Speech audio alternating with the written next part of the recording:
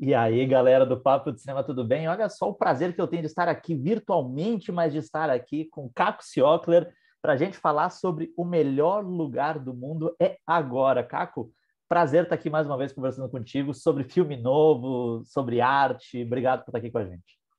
Prazer é todo meu. Vocês são os parceiraços assim, para o Brasil, para o cinema, para a arte, para nós. Muito obrigado. Fico muito feliz. E, Caco, a gente estava até falando antes de começar a gravar aqui, eu acabei de assistir ao filme, e o filme está ainda na minha cabeça, me enchendo de coisas e tudo mais. E aí eu quero começar te perguntando se esse filme, que alguns vão chamar de documentário, outros vão dizer que é uma ficção completa, que não tem nada de documentário, a gente não vai dar nenhum spoiler nem nesse sentido aqui, mas se ele parte de uma intenção de refletir ao mesmo tempo sobre o presente, né, coronavírus, distanciamento, tudo mais, arte e bolsonarismo. Olha, desculpa. Assim, o meu filme anterior, O Partida, e você vai entender por que eu estou falando dele. Ele foi aquele 2018, a gente estava num momento tão específico do Brasil e de uma paralisação, estava todo mundo tão em choque, quer dizer, todo mundo, a minha tribo, né? Sim. E eu senti uma necessidade assim de reagir àquele trauma de alguma maneira que não fosse apenas ir para a rua e ficar nas redes sociais arrumando confusão. Eu falei, gente, eu sou um artista, eu queria responder a isso, não no sentido de dar uma resposta, porque a arte não serve para dar resposta, muito pelo contrário, ela serve para inaugurar novas perguntas, por isso que sua cabeça está assim. Uhum. Resposta no sentido de reação. Estou falando isso porque, nesse caso, foi a mesma coisa. Estávamos todos no auge da pandemia, no auge do isolamento, eu vim do teatro, e os meus colegas de teatro muito sofridos, né? Porque não só pela questão financeira, mas porque o nosso ofício pressupõe um encontro, pressupõe tudo aquilo do qual a gente estava sendo privado. Então eu falei, eu preciso reagir, eu preciso fazer alguma coisa artística para reagir a esse novo trauma. E o Bolsonaro entra no sentido de que, mas é que ele não entra tanto no filme, ele entra com uma, também não vamos dar spoiler, mas assim, ele entra porque ele no sentido de que ele também nos proporcionou um trauma e incentivou um descrédito absoluto da classe artística, da própria utilidade da arte, né? Como se a arte tivesse que ter uma utilidade no sentido capitalista da palavra, e a gente estava sendo muito atacado por todos os lados. Então, o filme foi uma resposta a isso, né? E uma coisa que eu acho que se falou muito numa partida e vai se falar muito também nesse filme, e não pode ser diferente, é porque ele tem um alinhamento com o tempo presente, né? Como tu falou, como uma resposta e tudo mais. Mas eu queria falar um pouco contigo sobre linguagem, porque do ponto de vista da linguagem, aparentemente esse filme é um filme muito simples, né? E tem muita gente que eu acho que atrela também a qualidade e a dificuldade. Nossa, um plano mirabolante que tu vem de cabeça para baixo, desce o prédio. E esse filme é um filme que eu acho, incorrendo aqui num clichê da crítica, mas eu acho que é um filme que tem uma complexidade muito grande por trás de toda essa simplicidade, do fato de tu não oferecer o contraplano no zoom, né? Lembrando que os personagens estão todos falando para a tela, mas a gente ouve de vez em quando a voz do Caco, né, com alguma provocação, alguma coisa toda. Mas o fato de não dar o contraplano, o fato de a gente ter uma cena lindíssima, só uma fora dessa lógica do zoom, né? Que eu acho que aquela cena diz muito sobre um projeto que está sendo colocado. Eu queria que falasse um pouquinho sobre a linguagem, porque sobre o tema, sobre a maneira como vocês abordam o tema, acho que isso vai ser muito debatido e que bom que seja. Mas queria falar contigo sobre a construção dessa linguagem que me parece ampliar muito dessa discussão que está sendo feita e tornar tudo ali muito complexo. Ótima pergunta, porque o que eu gosto desse filme também é que não é só que a linguagem é simples, é que eu acho que o assunto do filme era a morte da arte, era a morte do cinema. Não é à toa que eu inauguro o filme com aquela frase bizarra. Então, a brincadeira, digamos assim, ok, não existe mais cinema, não é mais para fazer cinema, não tem mais como fazer cinema, então olha o que sobra. Então, né? Então, a simplicidade não foi só uma escolha estética, ela foi uma provocação também. Uhum. De dizer, Gente, não existe cinema. É isso que vocês querem, sabe assim? É isso que vai ser o cinema? É isso que vocês querem? Então, tó, né? E o que eu gosto também é porque quanto mais você insiste, o filme insiste na tese da destruição da arte, da destruição do cinema e da inutilidade dos atores, mais a antítese se apresenta. Uhum. Mais o cinema se apresenta como cinema, mais os atores tomam o protagonismo absoluto dentro do cinema, mais a arte se torna absolutamente indispensável nesse momento. Então, isso eu gosto do filme. Quanto mais a gente insiste na tese da destruição, mais a antítese aparece, né? Por isso que eu acho um grande tributo assim aos atores. Então, foi uma alegria de vê-los ontem na estreia, todos muito... A gente não se via há muito tempo, Uhum. a gente não ia ao cinema há muito tempo, e eles estavam muito felizes, assim, sabe? Foi muito bonito. E tu falou um negócio que eu acho interessante, que é justamente isso, né? Quando a gente olha, a gente passa quase 70 minutos diante de atores e de atrizes, né?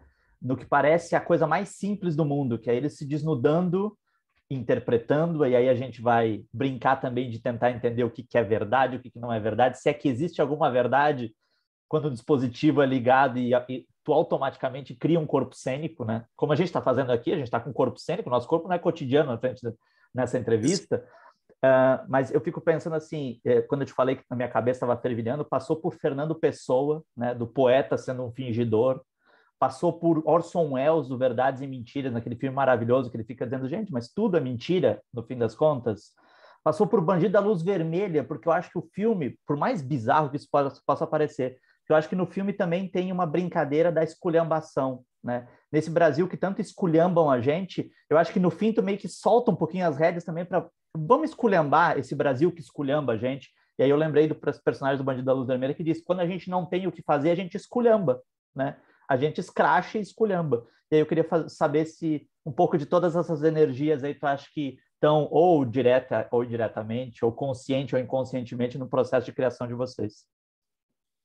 Bom, primeiro que eu estou arrepiado, né, de você ter colocado o meu filme ao lado dessas referências todas. Poxa, muito obrigado. Então, o mais louco disso tudo é que como eu sou um ator e eu quis que esse filme fosse um tributo aos atores,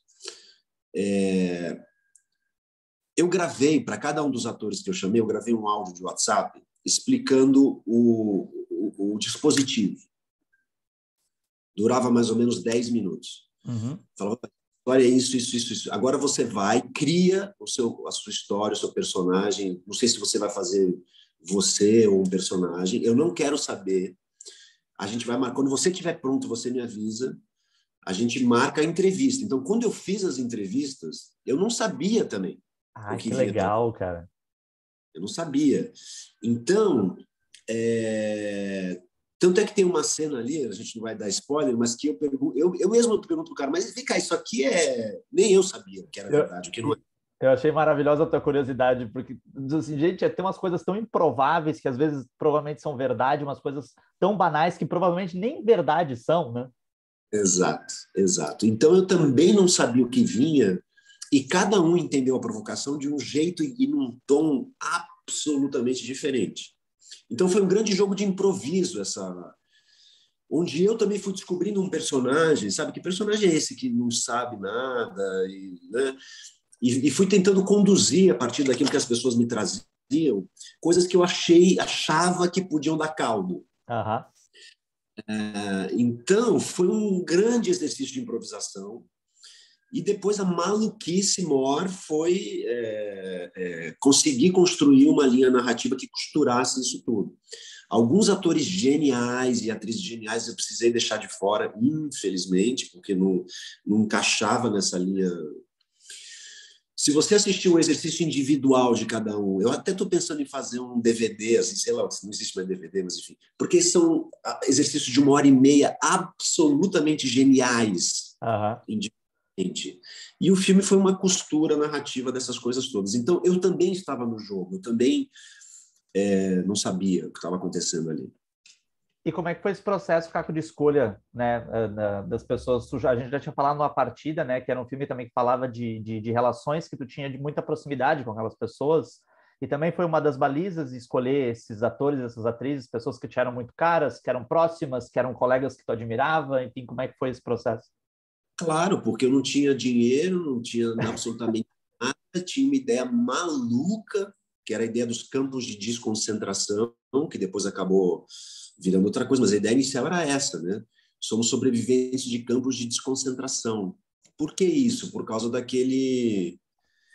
daquela fala com inspirações nazistas do ex-secretário de Cultura, que era um cara muito próximo a mim, um cara de teatro, e de repente eu vendo ele falando aquilo foi uma coisa extremamente assustadora.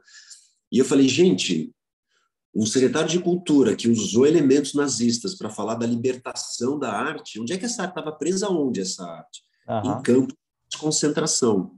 E aí eu comecei. Então, assim, quem que eu poderia ligar e falar: olha, improvisa uma coisa sem dinheiro, eu não sei o que vai dar. Só amigo. E amigo que eu admiro muito. É... Alguns eu liguei e não quiseram, obviamente, né? Alguns falaram, não, né? Esses foram os que disseram sim e estão no filme. Maravilha. Para a gente terminar, o filme acabou de ter a sua premiere mundial, é bonito falar isso, premiere mundial, né? Na Mostra de São Paulo, estava falando um pouquinho antes. Inclusive, desculpa te interromper, Não, o imagina. Danilo Grangeia, que é um dos atores do filme, ele estava na Alemanha, ou seja, é um filme internacional, cara. É um outro nível, né? Isso é o pessoal da Lei Rouanet.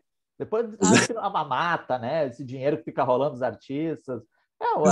A gente sabe como é que funciona isso. Mas o filme, então, teve a sua premiere. Imagino que tu também projete uma carreira comercial para o filme, embora ele tenha uma cara muito específica, de um momento muito específico.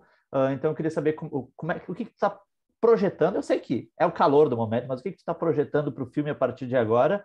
E, cara, eu vou te dizer que, assim, de novo, não estou puxando saco nenhum, porque, enfim, mas a julgar especificamente pela partida e por esse filme, eu já estou querendo o próximo passo da carreira do Caco Ciocler, diretor, assim, porque ele consegue, com pouco, fazer muita coisa. Embora eu também imagine que o Caco Ciocler, diretor, queira, em algum momento, fazer com muito, né? Com recurso.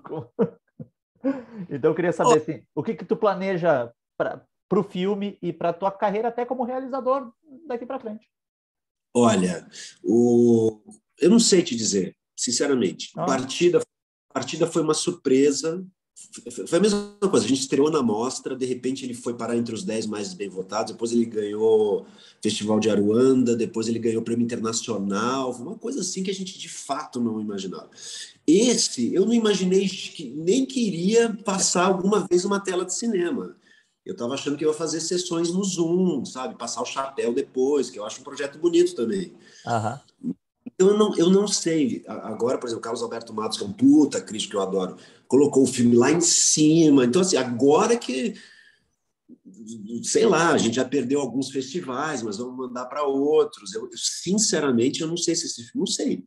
Mas eu tô achando que as pessoas estão curtindo, assim. Então, eu acho que alguma coisa vai acontecer com ele, mas eu não sei. Com relação à minha carreira, eu já tenho um próximo. Porque é isso, eu também, né, fico, nossa, que legal, o que eu posso fazer agora? Com relação ao filme do momento, olha que louco, Partida, ele nunca fez tanto sentido, né? A gente achou que ele fosse ser um filme de 2018 ali, que depois não fizesse mais sentido. 3 anos depois ele faz muito sentido. Sim. Este eu não sei, cara, porque ele fala da pandemia, mas ele não fala explicitamente da pandemia. Não sei se você viu, infelizmente a Europa já começa, os números já começam a subir de novo. Então, eu não sei, não sei. O próximo filme já é um filme ainda nesse esquemão, porque eu acho que é um nicho que eu achei legal, assim, eu adoro, porque eu tenho uma liberdade absoluta de Aham. fazer as coisas que eu quero em casa, sem dinheiro, sem nada. Mas, obviamente, eu tive um convite para co-dirigir um filme já de ficção, um filme mesmo, assim. Eu tenho esse interesse, mas acho que eu vou continuar um pouquinho mais nessa nessa pesquisa de linguagem. Porque acho que está nascendo uma pesquisa. Uhum. Acho que está nascendo uma pesquisa. Assim, eu estou me pesquisando também, né, nessa linguagem que mistura o documentário com a ficção. Eu estou adorando isso, estou achando isso um caminho muito interessante. E o próximo é sobre isso também. É sobre isso também. Mas ele é bem legal. Bacana. Caco, então já anota aí, já bota na tua agenda um espacinho para conversar com a gente sobre o próximo filme, que a gente gosta muito, além do teu trabalho, a gente gosta muito de trocar essa ideia contigo. Então, parabéns mais uma vez pelo filme. E é isso. Espero que da próxima vez, talvez a gente possa ter essa conversa presencial com a cerveja, de repente. Né? Né? Não é? Talvez acabe os assuntos para os meus filmes, mas eu vou achar muito legal. Maravilha. Muito obrigado, meu velho. Até a próxima. Obrigado. Beijo. Tchau, tchau.